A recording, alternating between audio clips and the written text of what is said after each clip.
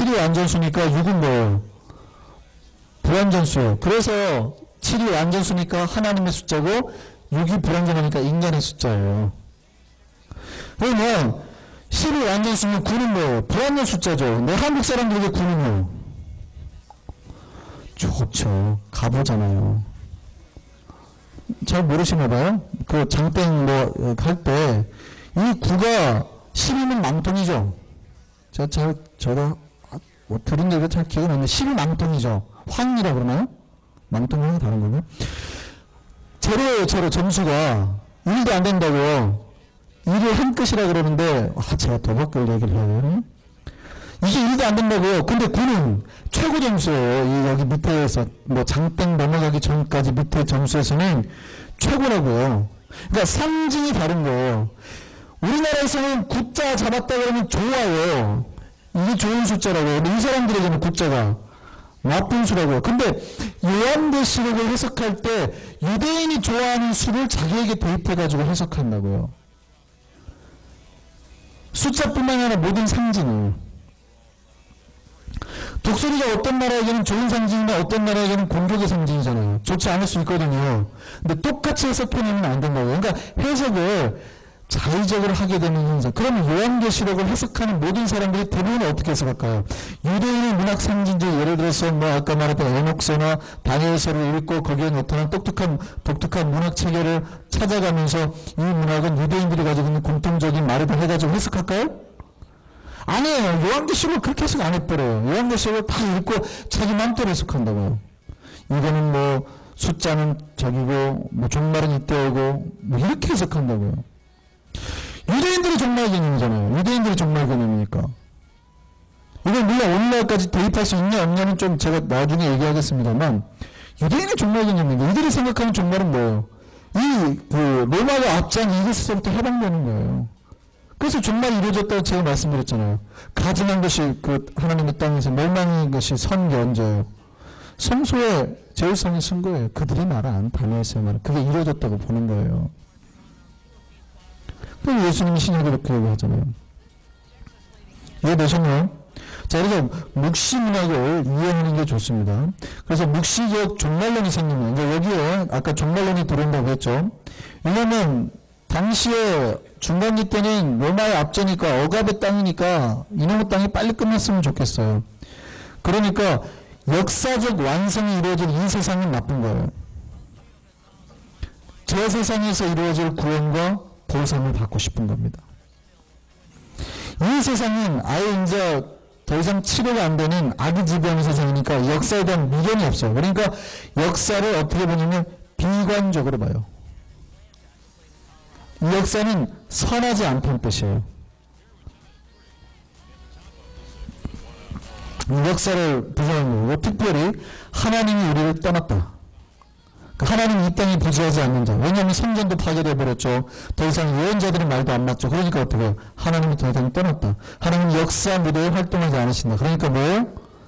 역사에 대한 비판이 이루어지는 거죠. 그러면은 새로운 종말은 어떻게 돼요? 이 역사가 하나님이 더 이상 인재하지 않은 이 역사가 끝이 나야 돼요. 파국.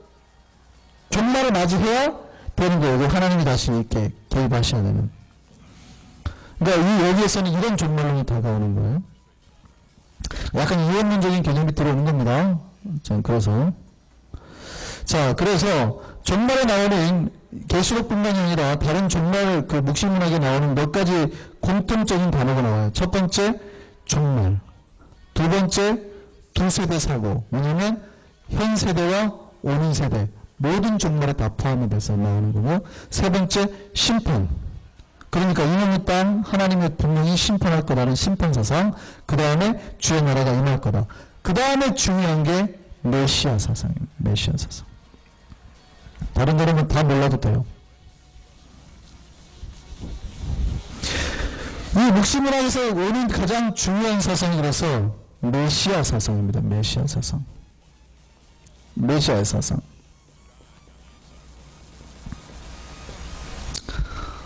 여러분에게 메시아의 개념과 원래 유대인들이 가지고 있던 메시아 개념은 좀 다릅니다. 원래 사실은 유대인들에게 메시아 개념은 우리가 생각하는 메시아 개념하고 좀 달랐습니다. 원래 유대인들에게는 많은 메시아가 있었습니다. 특별히 어떤 이상적인 형태의 개념의 메시아가 아니었어요.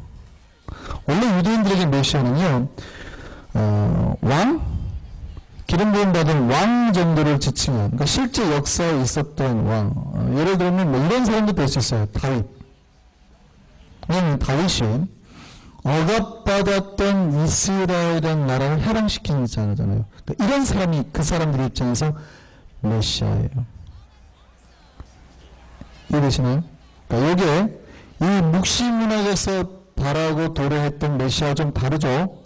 그러니까 그들이 그런 사고에서 나온 메시아가 아니라 단지 그냥 그 나라에서 조금 인물, 쉽게 말하면 카리스마 있는 리더십을 가진 지도자를 메시아로 이해했다고요.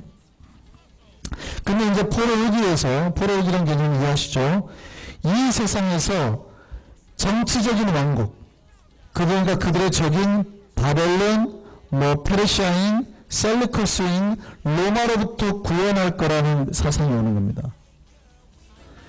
그러니까 정치적인 메시아 사고가 들어오는 거죠.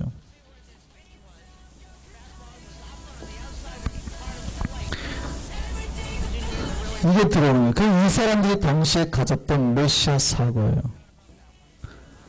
그러니까 이들이 가졌던 사고 속에 종말을 기다리는데, 이 종말이라는 게 뭐예요? 파국을 기다리는 종말이에요. 더 이상. 그리고 이 모든 것부터 새로운 해방을 가져올 어떤 메시아가 분명히 올 것이다. 그러면 이제 신약의 해석을 할 때 예수 그리스도를 보고 사람들이 몰려들었죠. 그때 그 사람들이 뭐라고 했어요? 예수를 보고 메시아나 그리스도라 그랬다고 그래요. 근데 여러분 신약 성경을 잘 읽어보시면 예수가 자기를 메시아라고 했을까요? 안 했을까요? 네, 안 합니다. 예수가 자기를 메시아라고 말을 안 해요. 오히려 그렇게 가려고 하는 사람들을 붙잡죠. 말하지 마라. 왜 그랬을까요?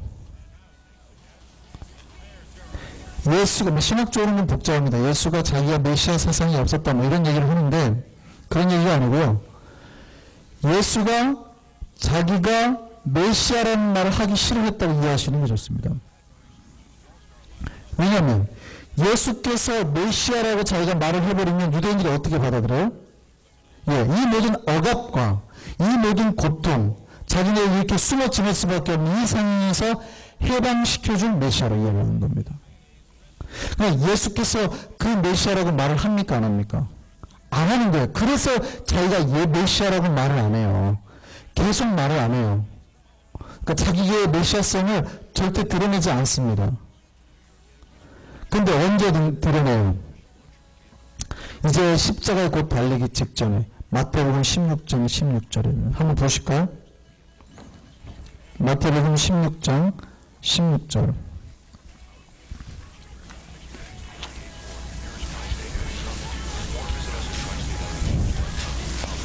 예수가 어떤 메시아인가, 유대인들이 생각하는 메시아와 예수가 그 가르치려고 했던 메시아가 어떤 다른지를 좀 이해하시고 신약을 읽으셔야 돼요. 마태복음 16장 16절 찾으셨어요? 예, 너희는 나를 누구라 하느냐? 그랬더니 뭐라 그래요? 시몬 베드로가 주는 그리스도시요 살아계신 하나님의 아들이십니다. 여기서 그리스도란 말이 뭐예요? 네, 메시아란 뜻이죠. 바로 당신이 메시아입니다. 이렇게 말한다고요.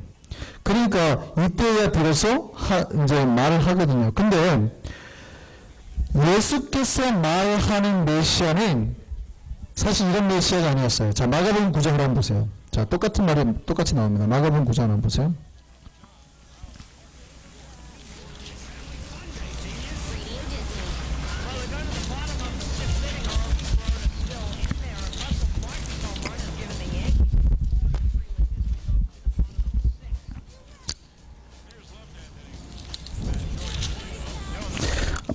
마가복음 8장 보시면 보세요. 29절에 보세요. 베드로가 똑같이 가이사랴 빌립보입니다. 거기서 뭐라고 질문합니까? 주는 뭐니 말하니까 주는 뭐라 그래요? 그리스도. 여기 메시아라 그러는 거예요. 그런데 여기서 메시아라 그러는데 예수께서 뭐라 그래요? 30절에 자기를 아무에게도 말하지 말라.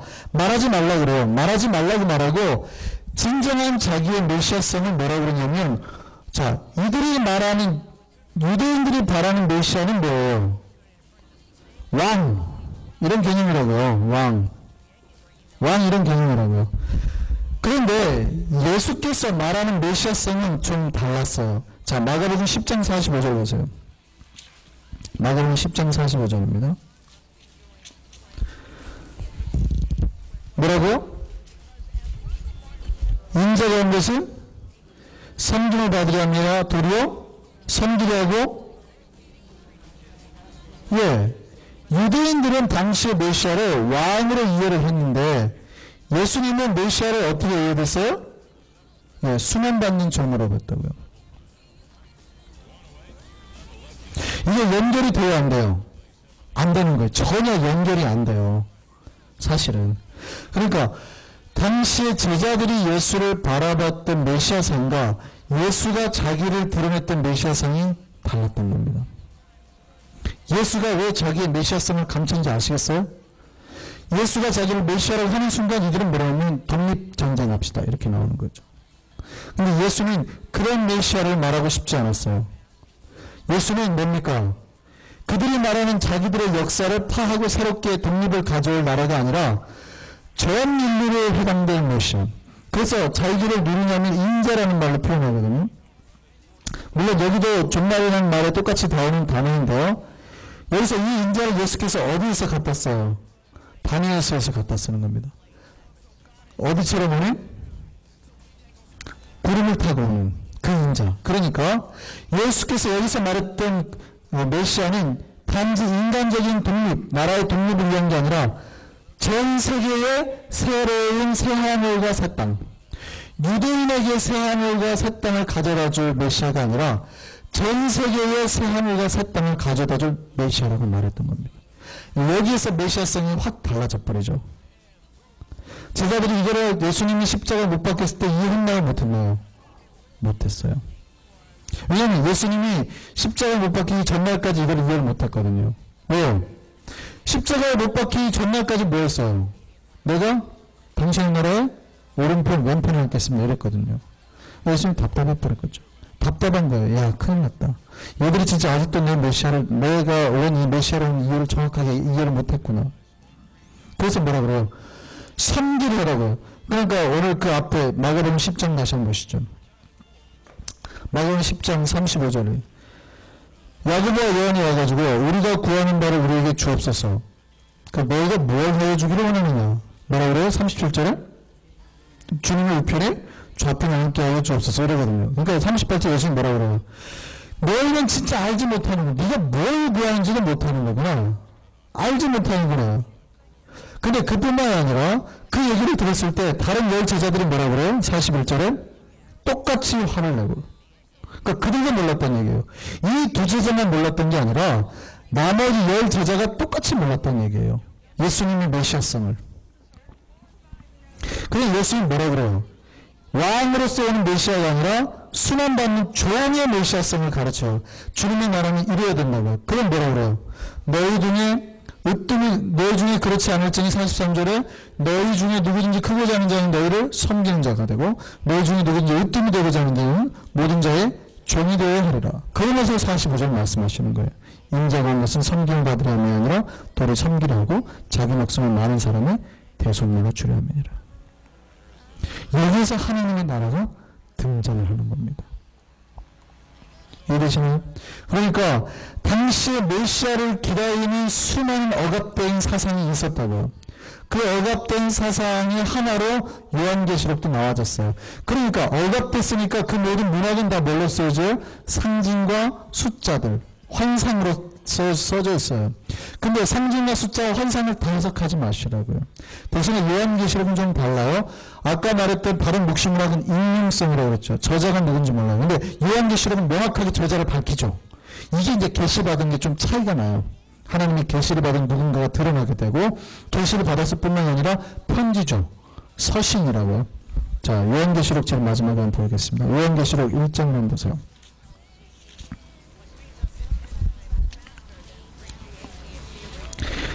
아까 묵시는 계시라고 그랬죠. 그런데 뭐예요? 1장 1절 보세요. 예수 그리스도의 뭐라고요?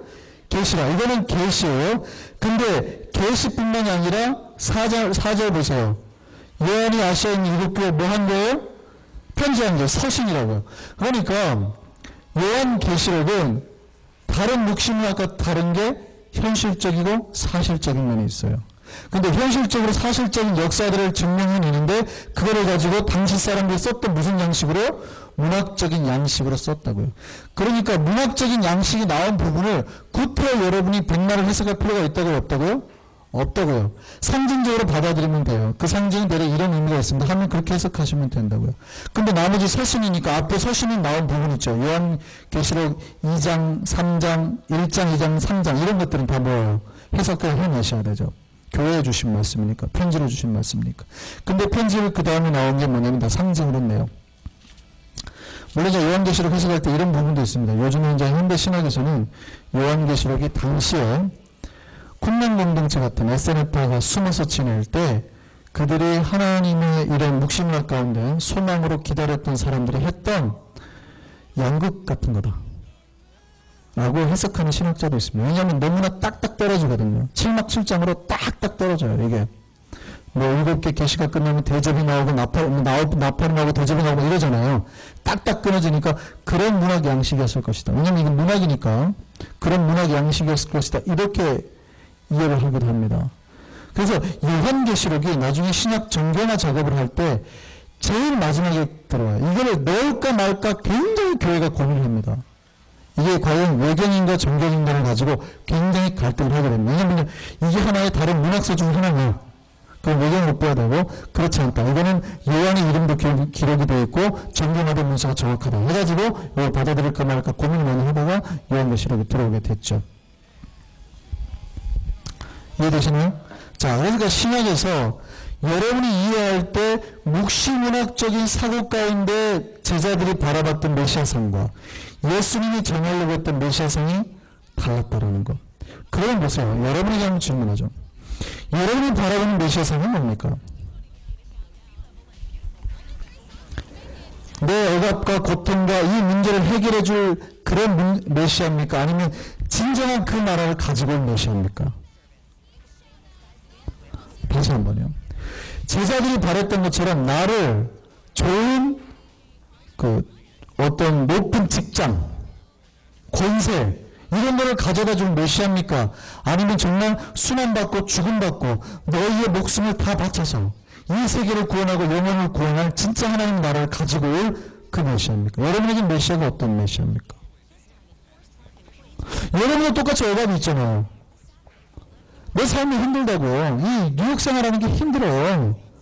그러니까 그 생활을 해결해주고 이 문제를 해결해준 메시아를 찾습니까? 아니면 진짜 이 땅에 오셔서 나를 구원하고 전 세계를 구원할 메시아를 찾습니까? 그걸 물어보는 거예요. 예수님의 제자들이 찾았던 메시아는 뭐예요? 자기들의 억압된 상황, 이 힘든 상황을 탈피해준 메시아를 찾은 거예요. 근데 예수님은 끝끝내 그 메시아가 아니다라고 말을 했던 겁니다. 그리고 그냥 죽어버렸어요. 그런 제자들이 어떻게 해요? 다 도망갔죠. 아닌갑다. 우리가 지금 잘못 왔나 보다. 다 도망갔죠. 근데 그 예수께서 부활하신 다음에 제자들이 깜짝 놀랐죠. 우리가 아무래도 뭘 잘못 짚은 것 같다. 우리가 아무래도 뭘 잘못 짚은 것 같다. 그리고 부활하신 예수께서 뭘 기다리라 그래요? 성령을 기다리라. 그리고 오순절 다락방 성령이 오시고 뒤집어져 버리죠. 새로운 세계의 문이 열린 겁니다.